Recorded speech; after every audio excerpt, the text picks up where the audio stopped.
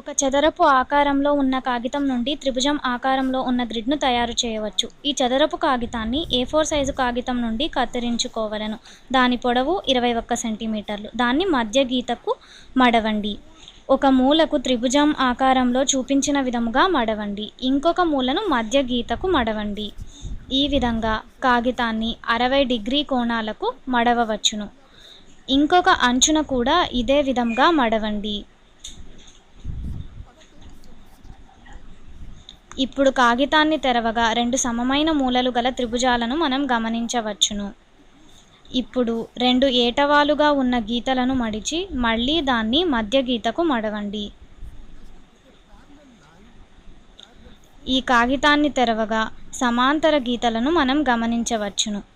ఈ ప్రక్రియను వేరొక మూలలను కూడా అనుసరించి మళ్ళీ చేయండి.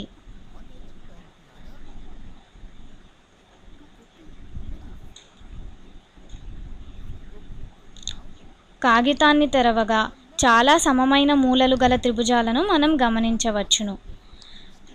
ఈ కాగితాన్ని చూపించిన విధముగా మధ్య గీతకు మడవండి.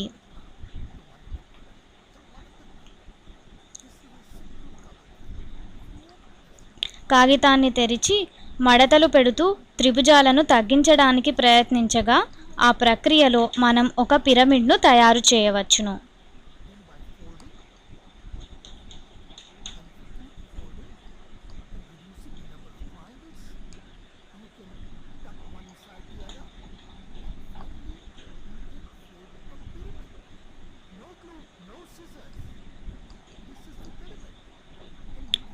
జిగురు, కత్తెర, ఎటువంటి ఇతర పరికరములను ఉపయోగించకుండా మనం త్రిభుజాకారంలో ఉన్న గ్రిడ్ను తయారు చేశాము.